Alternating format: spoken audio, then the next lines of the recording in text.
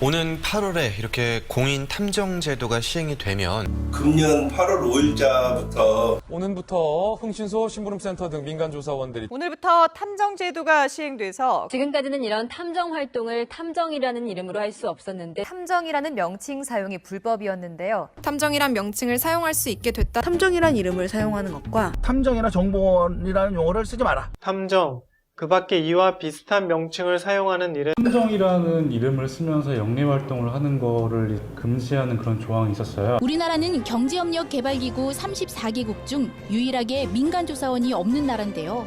OECD 가입 국가 중에서 OECD 35개 국가로 지금 알고 있는데요. OECD 가입국 중에 우리나라는 없어요. OECD 국가 중 탐정이 없는 유일한 나라. 우리나라에서는 불법인 탐정. 우리나라에는 직업으로 탐정이 존재하고 있지 않잖아요. 우리나라에서 사설 탐정 활동을 하게 되면은 엄연한 불법입니다. 현행법상 불법인 민간조사업. 현행법상 탐정이라는 명칭을 사용하는 일을 업으로 삼으면 여러분들 한국에는 이제 또 탐정이 직업이 없다 보니까 개인정보보호법에 지금 탐정이나 신용정보법 탐정 금지 조항이 신용정보보호법 관련된 조항에서 신용정보보호법 40조에 의하여 신용정보 이용에 관한 이용 및 보호에 관한 법률에 원래 탐정업이란 말을 쓸 수 없었는데 오늘부터 탐정사무소가 합법화됐습니다. 우리만이 이제 공식적인 직업으로 인정을 못 받고 있는 게 현실입니다. 그게 다 이제 탐정이라는 명칭을 사용할 수 없었기 때문인데요. 탐정이란 이름을 내걸고 영업할 수 있게 됐습니다. 드디어 우리나라에도 탐정이 생겼습니다. 솔직히 아직까지는 저희 일이 합법과 불법 사이에 놓여져 있는 업계이다 보니까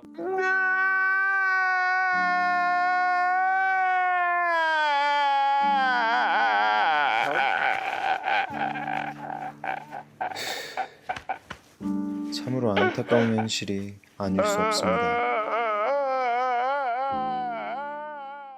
안녕하세요, 리군입니다.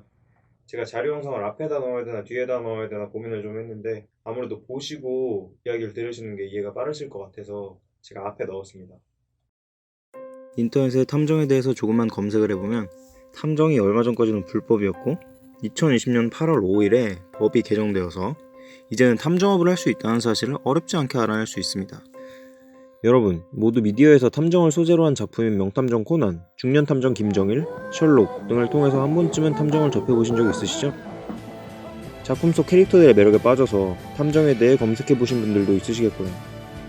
그러다가 한국에선 탐정이 불법이라는 검색 결과에 아쉬워하셨던 분들도 많다는 걸 저는 알고 있습니다. 인터넷에 떠돌아다니는 기사, 글, 동영상들과 거기에 달린 댓글들을 보면 많은 분들이 탐정이 한국에서는 불법이라고 알고 계시고 그보다 조금 더 관심이 있으신 분들은 이제 검색해서 나오는 결과대로 전에는 불법이었으나 2020년 8월 5일부터 탐정이 합법화되었다고 알고 계시고 많은 탐정업 종사자, 언론인, 변호사들마저도 탐정업이나 탐정 호칭의 사용이 2020년 8월 5일까지는 신용정보 이용 및 보호에 관한 법률 등의 법에 의해 금지되어 왔다고 주장하고 계셨습니다. 이런 게 진짜 많아요. 여기 또 있네. 탐정이라고 검색하면 체감상 99% 이상 이런 비슷한 내용이에요. 하지만 이 모든 것들은 잘못된 사실입니다.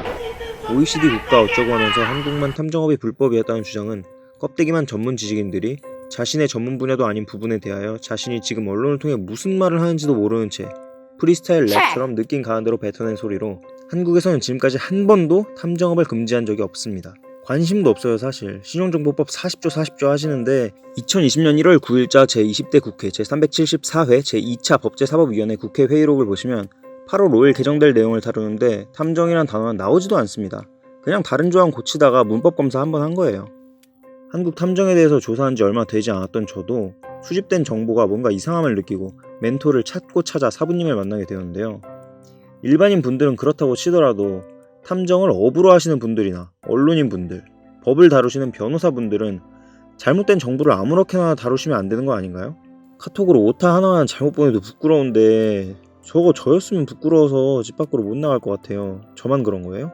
심지어 저런 자료들 저 같은 누군가가 얘기 나올 때마다 꺼낼 거 아니에요. 소름 끼치지 않으세요? 하도 저렇게 주장하시는 분들이 많아서 여러 의견들을 보다 보니까 탐정이 불법이라고 주장하시는 분들의 유형은 크게 세 가지로 나뉘는 걸 알게 되었습니다. 첫째, 탐정에 대해 관심이 없다. 이 유형의 사람들은 대부분 미디어 컨텐츠를 소비하는 소비자이며 보통 단순 검색으로 나오는 사실까지만 확인하고 그 정보에 만족합니다. 뭐 대부분의 분들이겠죠. 혹은 흥신소나 심부름센터 업자로 자신은 언제든 돈을 위해 불법을 저지를 준비가 되어 있으며 이미 스스로 진짜 탐정과는 거리가 먼 개인정보 파리, 착수금벌이, 양아치라는 것을 자학하고 있는 돈만 벌면 그만인 부류들이죠. 둘째, 법을 잘못 해석하였거나 법을 잘못 해석한 자료를 의심 없이 받아들인 경우, 이 유형의 사람들은 신용정보 이용 및 보호에 관한 법률 제40조를 근거로 탐정이라는 명칭을 사용하는 것이 불법이었다고 주장해왔는데요. 개정 전 법을 보여드릴게요. 과거 신용정보 이용 및 보호에 관한 법률을 보면 신용정보회사 등은 다음 각호의 행위를 하여서는 아니 되며 신용정보회사 등이 아니면 제4호 본문의 행위를 업으로 하거나 제5호의 행위를 하여서는 아니 된다 라고 나와 있는데, 일단 이 부분부터가 잘못됐어요. 신용정보회사 등은 다음 각호의 행위를 하여서는 아니 되며 라고 1호부터 7호까지를 신용정보회사들은 하지 말라고 나와 있죠. 그리고 그 뒤에는 신용정보회사 등이 아니면 제4호 본문의 행위를 업으로 하거나 제5호의 행위를 하여서는 아니 된다 라고 신용정보회사가 아니면 4호, 5호를 하지 말라고 하고, 이게 무슨 말인지 이해가 되시나요? 잘못 만들어진 법입니다. 명확성의 원칙이라는 것이 있습니다. 제가 두 건의 헌법재판소 판례를 가져왔는데요. 여기를 보시면 법률은 명확한 용어로 규정함으로써 적용 대상자에게 그 규제 내용을 미리 알 수 있도록 공정한 고지를 하여 장래의 행동 지침을 제공하고, 동시에 법 집행자에게 객관적 판단 지침을 주어 차별적이거나 자의적인 법 해석을 예방할 수 있다 라고 나와 있죠. 또 다른 걸 보시면 법 규범의 의미 내용은 법 규범의 문헌뿐만 아니라 입법 목적이나 입법 취지, 입법 연역, 그리고 법 규범의 체계적 구조 등을 종합적으로 고려하는 해석 방법에 의하여 구체화하게 되므로 결국 당의 법률 조항이 명확성의 원칙에 위반되는지 여부는 위와 같은 해석 방법에 의하여 의미 내용을 합리적으로 파악할 수 있는 해석 기준을 얻을 수 있는지 여부에 달려있다 고 했는데, 일단 명확성의 원칙에 위배되는 법조항이라는 건 아시겠죠? 또 입법 목적이나 입법 취지 등을 고려해 보았을 때도 4호, 5호를 금지하는 건 신용정보회사 등에만 해당되는 말이죠. 왜냐? 신용정보 이용 및 보호에 관한 법률 이 법은 신용정보업을 건전하게 육성하고 신용정보의 효율적 이용과 체계적 관리를 도모하며 신용정보의 오남용으로부터 사생활의 비밀 등을 적절히 보호함으로써 건전한 신용질서 확립에 이바지함을 목적으로 한다 라고 입법 목적이 1조에 나와 있잖아요, 여기. 근데 저도 이걸 혼자서 생각할 때는 저 신용정보회사 등에서 등은 뭘까 해서 찾아보기도 하고 사부님께도 명쾌한 대답을 들을 때까지 계속해서 여쭈어봤던 기억이 나는데요. 신용정보회사 등에서 등이란 신용조회업, 신용조사업, 채권추심업, 신용평가업을 의미합니다. 제가 금융위원회 공고도 보여드릴게요. 여기를 보시면 여기 신용정보법의 적용 대상을 감독 대상인 금융회사, 신용정보회사, 신용정보집중기관에 한정하고 라는 말이 있죠. 참고하시고요. 어떻게 두 번째 유형도 이해하셨나요? 그럼 이제 셋째, 탐정업이 법제화되어 있지 않다는 사실을 어딘가에서 주워 듣고 법제화가 되지 않아서 불법이라고 생각하는 유형. 이 유형의 사람들이 되기 위한 조건은 일단 어디선가 탐정제도와 관련된 기사나 뉴스 등을 봐야 한다는 것이죠. 어디선가 주워 들은 정보가 전부라고 생각하는 사람들이 마음대로 해석을 하면서 세 번째 유형이 탄생합니다. 한국에는 많은 직업들이 있는데 모든 직업이 그 직업에 대한 법률이 있는 건 아니에요. 안 그래요? 이용사 및 미용사법은 폐지되었는데 그럼 지금 미용하시는 분들 다 불법으로 하고 계시는 거네요? 심지어 전부터 세무서에 가면 탐정업으로 사업자 등록증도 받을 수 있었어요. 탐정업이 불법이었다고 주장하시는 분들을 위해 사용되는 판례가 또 하나 있는데요. 국가법령정보센터 어플이나 사이트에서 판례를 누르시고요. 탐정을 검색하시면 됩니다.